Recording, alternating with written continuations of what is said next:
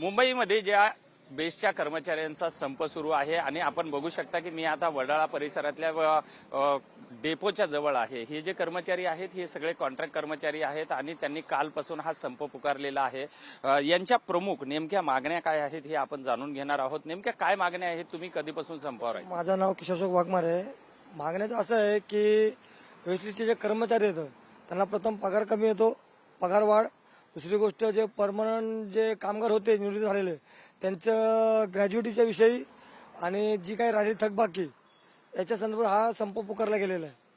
आता तुम्ही कुणाशी बोलणं झालंय का? तुमच्या युनियन लीडर कुणाशी बोलणं झालंय का? शासनाकडे काय मागणी? शासनाकडे म्हणजे जे मागण्या आहेत की आमच्यासाठी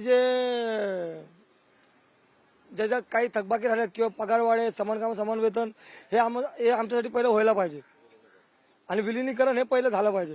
कारण की आज प्रशासन या कोणत्या गोष्टीकडे लक्ष देत नाही, प्रॉपर सगळे कंत्राटदार घेऊन येत आहे आणि आज एवढ्या जागा खाली असून पण कुणाची भरती करत नाही। स्वतःच्या मालकीच्या ज्या बस पाहिजेत त्या अजूनही गव्हर्नमेंट आणायला तयार नाही।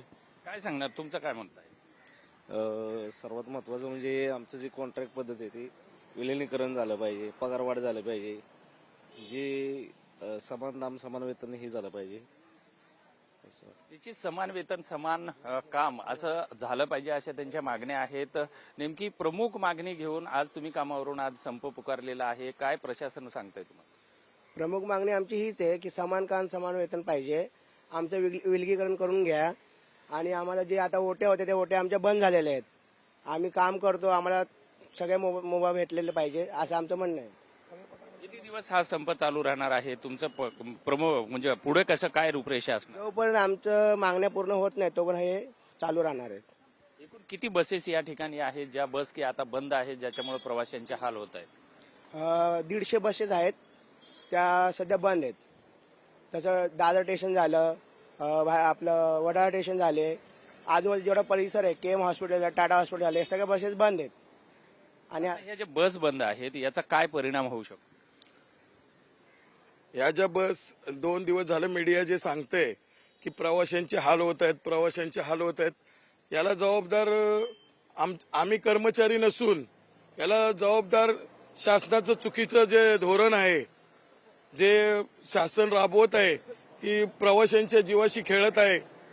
ज्या वेट लिस्टच्या बस चालवत आहे त्या कामगारांना पुरेसं झोप मिळत नाही किंवा कामगारांना जो पगार मिळतोय तो कमी आहे। आणि आमच्या ज्या प्रमुख मागण्या आहेत की जे आमचे निवृत्त कर्मचारी आहेत त्या कर्मचाऱ्यांना ग्रॅज्युएटी मिळावी, तसेच बेस्टचा अर्थसंकल्प हा बृहन्मुंबई महानगरपालिकेमध्ये विलीन करावा, ही आमची प्रमुख मागणी आहे। आणि तिसरी गोष्ट, कामगारांचा वेतन करार 2019 नंतर झालेला नाही आणि जे प्रशासन पीपीपीच्या नावाखाली ज्या जमिनी खाजगी बिल्डरांच्या घशात घालत आहे त्याला देखील आमचा विरोध आहे।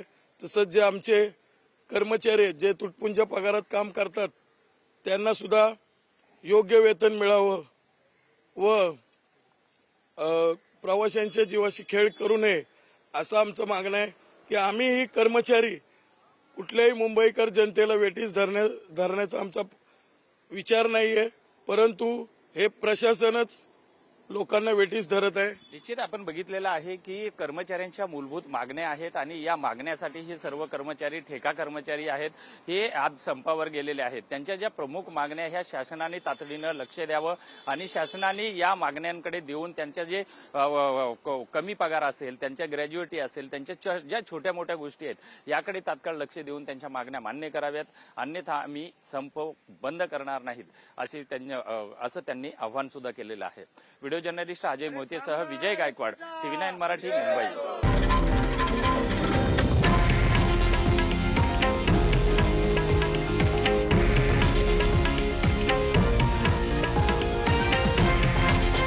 हे आहे देशातील नंबर 1 न्यूज नेटवर्क आणि आपण पाहत आहात TV9 मराठी, एकमेव।